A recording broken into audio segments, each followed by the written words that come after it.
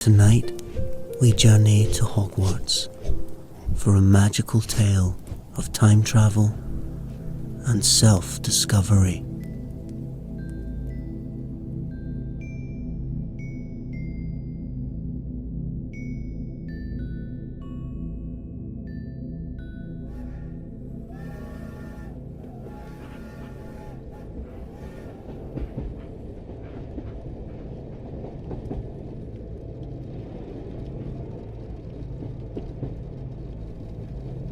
The Hogwarts Express lurches forward, steam billowing past your window in swirling white clouds.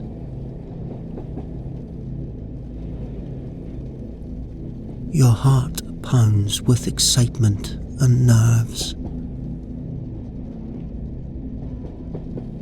It's September the 1st, and you're on your way to your 5th year at Hogwarts School of Witchcraft and Wizardry.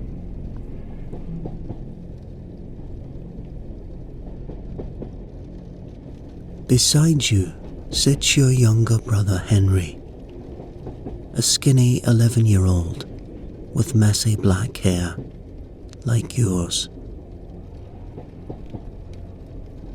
He's practically vibrating in his seat, his eyes round as galleons as he presses his nose against the window, watching the rolling green hills and fields of the Scottish countryside pass by in a blur.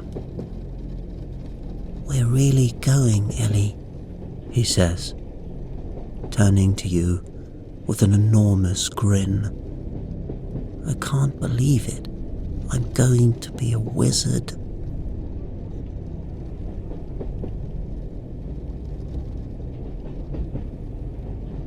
You can't help but smile at his infectious enthusiasm. You've always been a wizard, Henry. Now you just get to learn how to use your magic properly. Henry sticks his tongue out at you.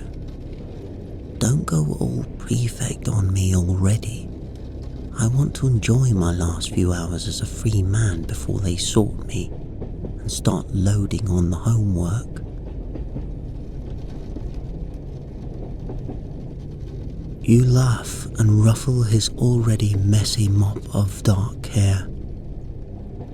As exciting as today is, you also feel a swoop of anxiety in your stomach as you contemplate the year ahead.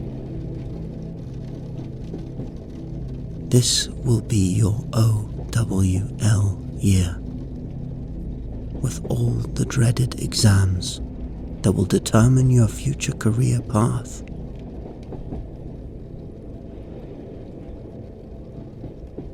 On top of that, you've been made a prefect this year, which comes with yet more responsibilities weighing on your shoulders.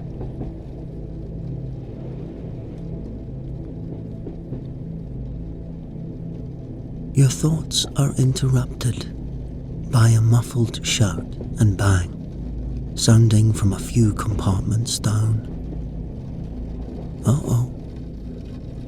Sounds like the infamous Weasley twins are up to their usual tricks and mischief.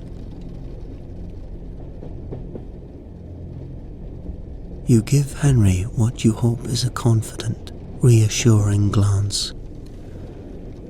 "Why don't you just go and explore the train for a bit before we get to Hogwarts? Just try and stay out of trouble." Henry grins impishly. "No promises," he says with a wink, before scampering off down the corridor. You settle back against the plush red upholstery of your seat with a sigh, determined to get some studying in before you arrive at school. You open your Defense Against the Dark Arts textbook. But you've only read a single page when the train suddenly lurches violently. Your book tumbles from your hands to the floor as everything goes black. You wake with a gasp, your heart hammering against your ribs. Disorientated, you look around the compartment, trying to get your bearings. Somehow, you're back in your seat, textbook once again open in your lap. Was it all just a strange dream? You peer out the window, the countryside rolling by outside. The green hills and fields look exactly the same as before. Beside you sits Henry, gazing wide-eyed out the window as if nothing happened. What on earth is going on? We're really going, Ellie, says Henry excitedly, turning to you with the same enthused grin as earlier. I can't believe it.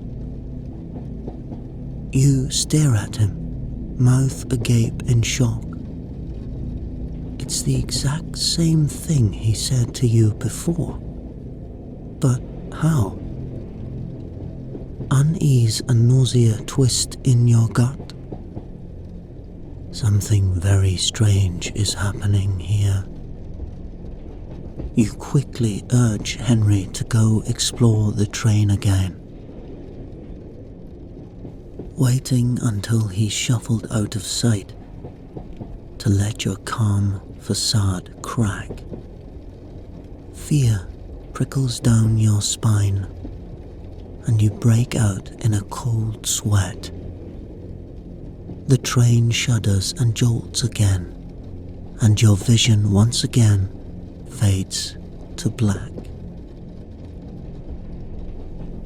This time when you jerk awake back in your seat, you are ready.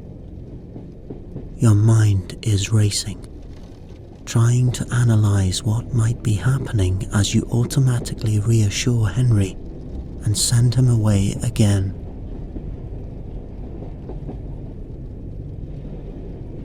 As soon as he's gone, you spring up from your seat.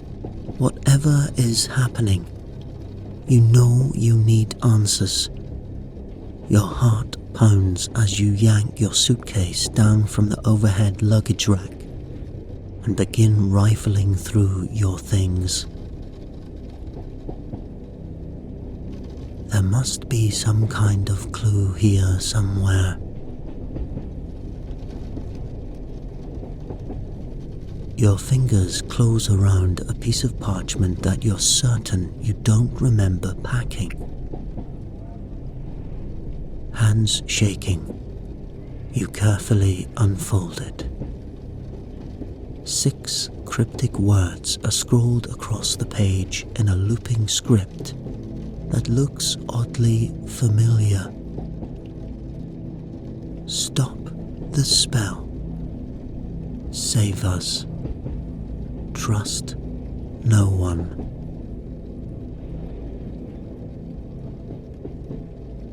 You stare at the note, reading and rereading the short message. But the vague words offer no real hints as to their true meaning. Questions explode like fireworks inside your mind. What spell do they mean? Save who? Is this all some kind of elaborate prank? Or are you losing your mind? You force yourself to take a deep, steadying breath. Anything is possible at Hogwarts, you reason.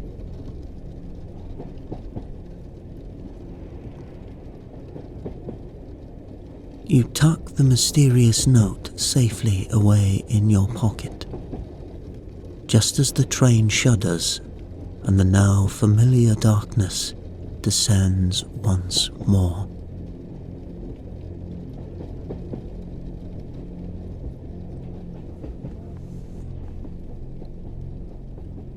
This time when awareness returns, you are ready. As soon as Henry leaves the compartment, you spring into action. It's clear you need to search the train from top to bottom until you uncover some answers about what's happening. You make your way stealthily down the corridor, the plush crimson carpet muffling your footsteps. Most students you pass seem utterly unaware, chatting and playing games normally in their compartments. If only they knew they were stuck in some kind of time loop.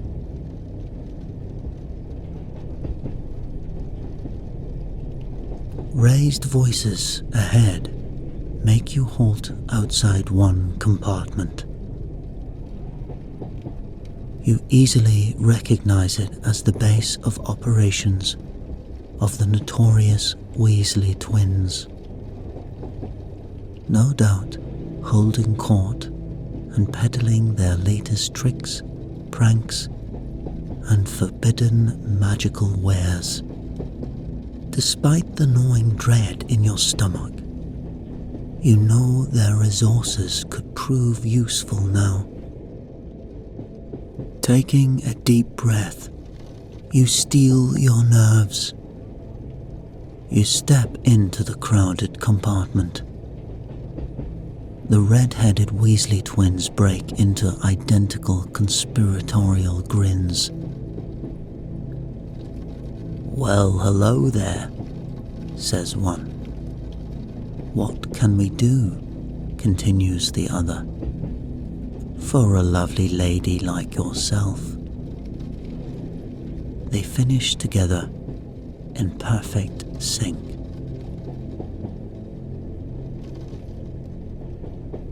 You force yourself to smile charmingly back at them, though your face feels brittle as glass.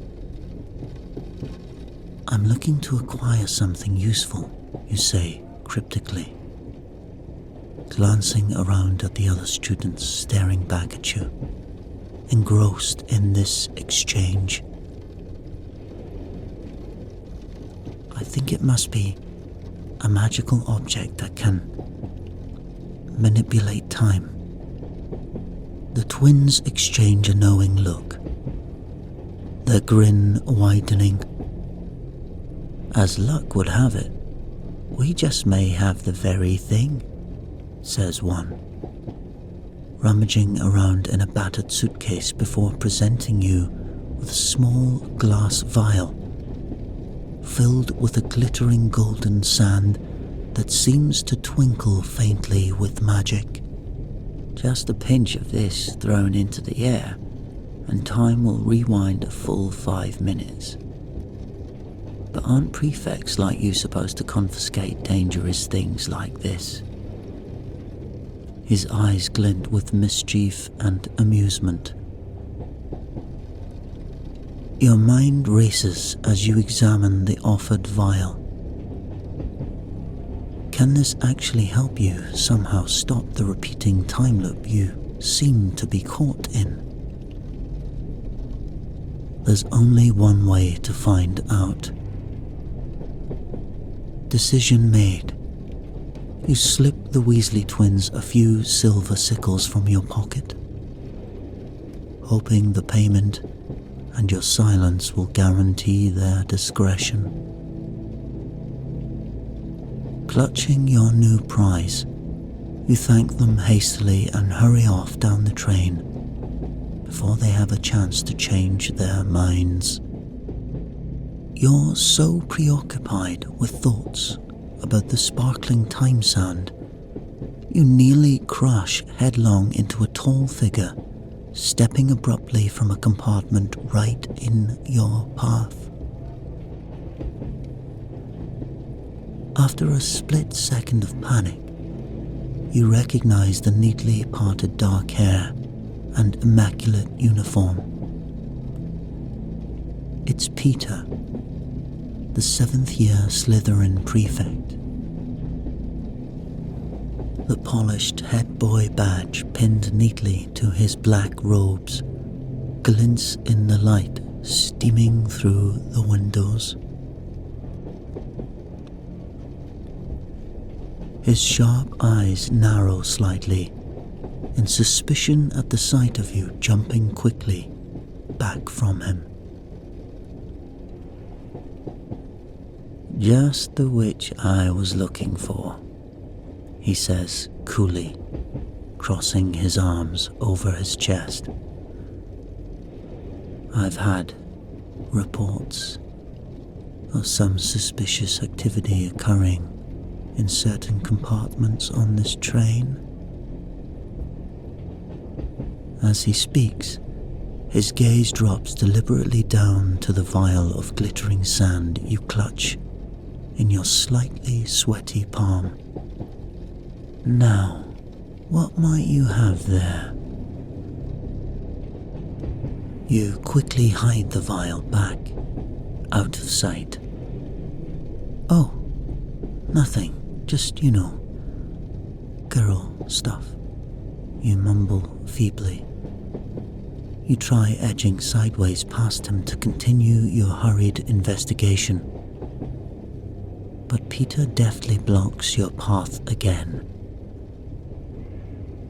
"I'm afraid I must insist you hand over that vial at once," he says, some of his authoritative tone betrayed by a hint of nervousness you detect underneath. Is there more to the uptight head boy than meets the eye?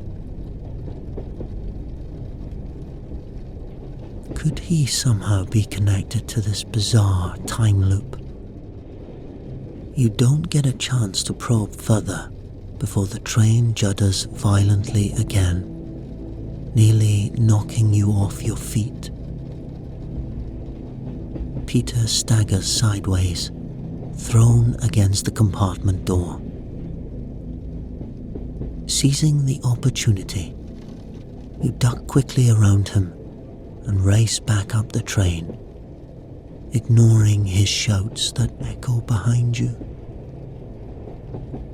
But it's too late. The inky blackness is already rising to swallow you once more. Over and over again, you experience the same baffling 20 minutes, waking up disorientated, sending Henry away, frantically searching the train, encountering the same faces wearing different masks. Each time the loop repeats, you dig deeper into the train's secrets, both magical and human, from timid first-year students to mischievous ghosts. You question everyone you meet, searching their faces for answers, but find only confusion mirroring your own. With each repetition, the clues accumulate, allowing you to peel back the layers concealing the truth bit by bit.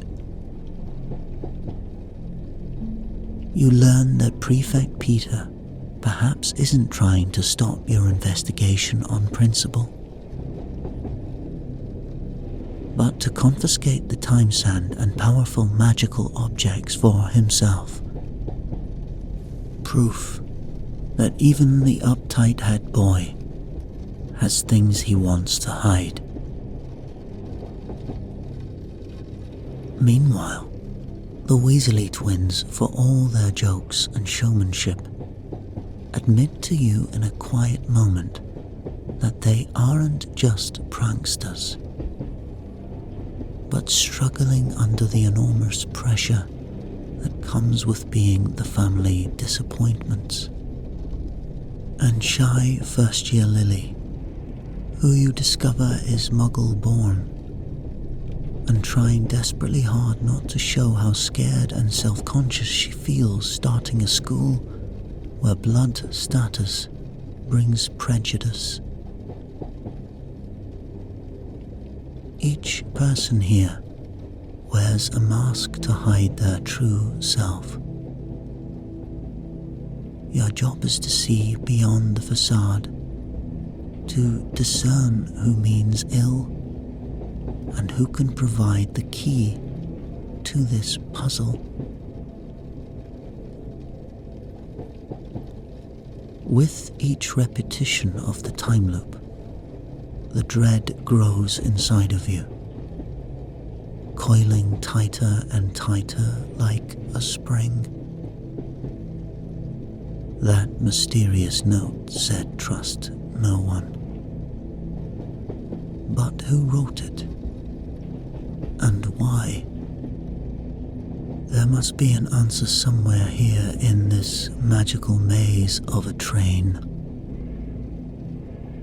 You just have to keep trying, keep searching.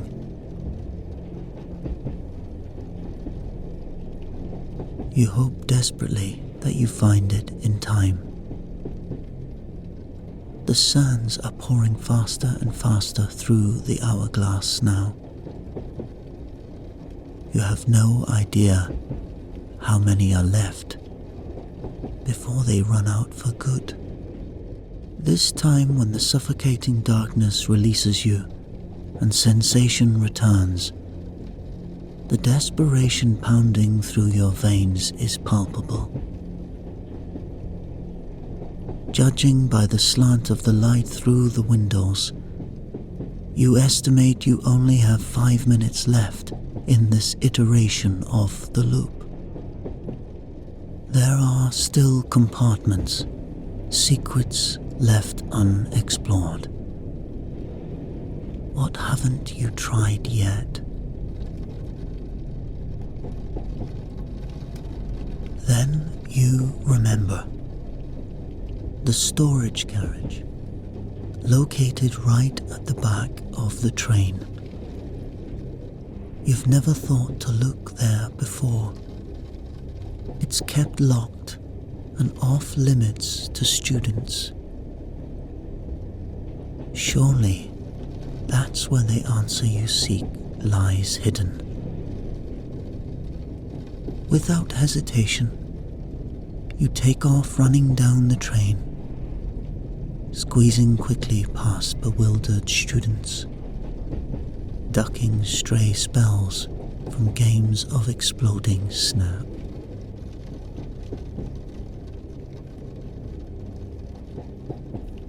You repeat the now familiar route automatically, each step bringing you closer to the final carriage.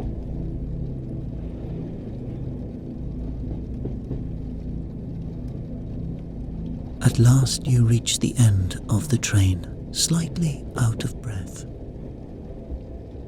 The unremarkable metal door bears no markings, but you can feel magic radiating from it, warning students away. Gripping your wand, you point it directly at the handle. Alohomora. The door clicks and swings creakingly inward. Glancing wearily behind you, you step inside the gloomy carriage, your heart racing as your gaze darts around. At first glance, it appears like any other storage compartment. But then a telltale glint of gold catches your eye from the corner. There, set right into the wooden floor, you see a tarnished metal ring. You lunge for it and yank it upwards. A hidden trapdoor comes swinging open, nearly sending you toppling down the dark hole, now gaping open. Steadying yourself, you peer down into the shadowy space below. Lumos. Your wand ignites, casting a circle of flickering light into the underground room, revealing a crumpled space overflowing with odd assortments of magical objects. Your eyes widen as you take in the sheer volume of confiscated or lost magical treasures. There's a silvery invisibility cloak spilling from a half-open chest, an ornate antique mirror propped crookedly against the wall, rows of shelves lined with glittering crystal balls, whirring metal gadgets, and other artifacts both wondrous and dangerous. But your breath catches when your gaze lands on the center of the room. There, sitting on a carved wooden pedestal, is a delicate hourglass on a golden chain. Immediately, you recognize it from illustrations in your textbooks. A time turner. An incredibly rare and powerful magical object you've read about, but never seen in person. The sand swirling hypnotically inside the glass spheres seems to glow with an eerie greenish light. This must be it. The source behind the bizarre time loop. Pulse racing. You carefully approach the time turner as if afraid to disturb it. If you could just figure out how to destroy it, perhaps the loop would finally end. You reach out a slightly trembling hand to grasp the hourglass. But at the last second, hesitation holds you back. Is it utterly right to destroy such a priceless and dangerous magical artifact? What unforeseen consequences could that cause? Perhaps there's another way. Your frantic thoughts are interrupted by the sound of approaching footsteps directly overhead. You look up in alarm, wand raised. Seconds later, you see the polished shoes of Prefect Peter descend the ladder. His gaze immediately locks onto the time turner with recognition. He lets out a small hiss of dismay to find you already here. Don't touch that, he commands urgently. I'm warning you. Step away. I desperately need it intact. Anger replaces some of your fear now, as you emerge from your hiding spot to confront him directly, keeping your wand aimed warily at his chest. You know something. What have you done? You demand. is this loop you're doing. Tell me how to end it. Peter runs an agitated hand through his usually tidy hair. He sighs heavily, his composure crackling slightly to reveal the vulnerability beneath. You have to understand, I never intended harm, he pleads. I only wanted to prove myself, to be the hero for once. His voice shakes slightly, and you detect true remorse. Perhaps you had mistakenly misjudged this boy, who was so desperate for recognition and respect. He lost his way. I found a spell to amplify my powers tenfold, Peter continues. But I lost control of it immediately. I knew only a time turner could buy me enough time to set things right before irreparable damage was done. But clearly I've made the situation far worse. He looks at you beseechingly. Please, you must help me reverse the spell and end this before innocent people get hurt. You gaze back at him, feeling both pity and anger, but also understanding. Hurting others would never make him a true hero, but sacrificing his pride to ask for help just might. You nod slowly, coming to a decision. Tell me what to do, you say simply. Together, you and Peter frantically prepare as the sands of time trickle away. The key, he explains, is the vial of unicorn powder you bought from Fred and George Weasley.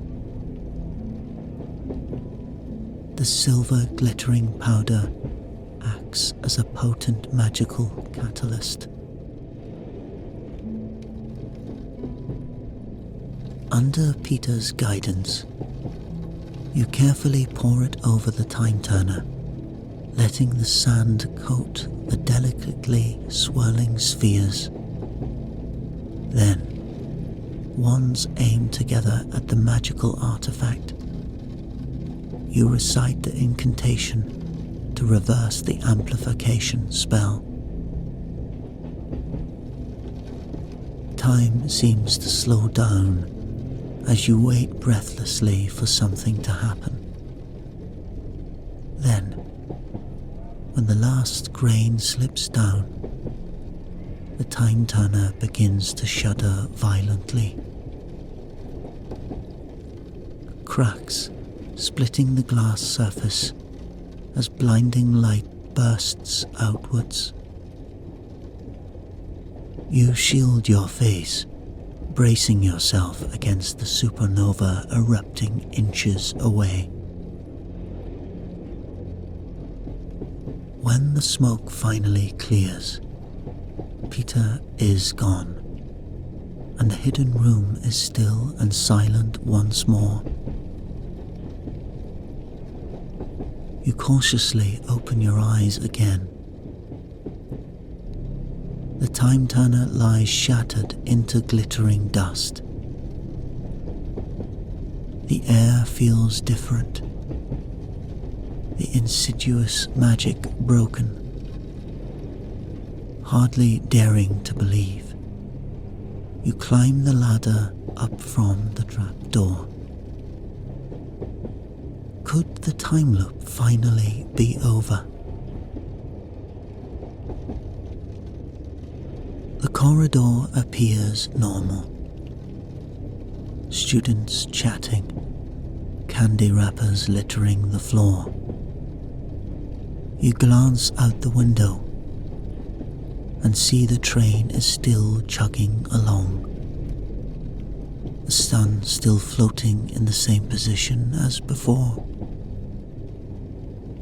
No jumping back in time. You release a shuddering laugh. Whatever Peter did, whatever magic you stopped together worked.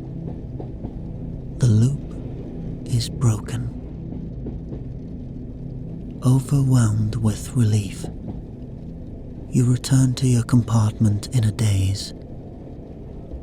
Henry looks up at you expectantly, oblivious to all you experienced since waking up. "We're really going, Ellie," he announces enthusiastically. Overcome with emotion, you sweep him into a tight hug, clinging to the reassuring solidness of his skinny frame. "We really are," you murmur into his hair. "And it's going to be great. Just wait and see." The Hogwarts Express pulls slowly into Hogsmeade Station, right on schedule. As you join the excited throng of students cramming the corridors, preparing to disembark, you spot familiar faces you now see with fresh perspective. Lily spots you through the crowd and waves. You watch her pluck up her courage and go continue. The Weasley twins catch your eye and wink mischievously as they hustle past.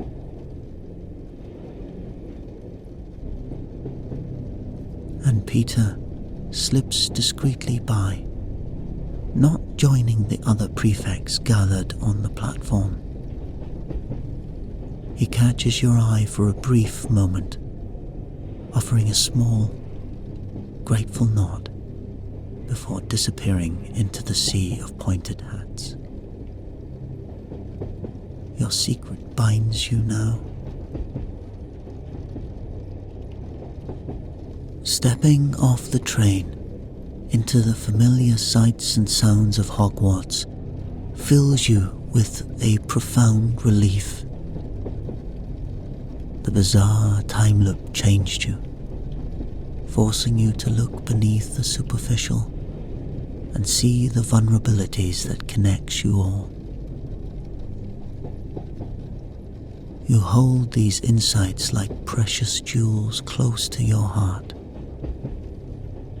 as you step forward to face the coming year, no longer intimidated by what lies ahead.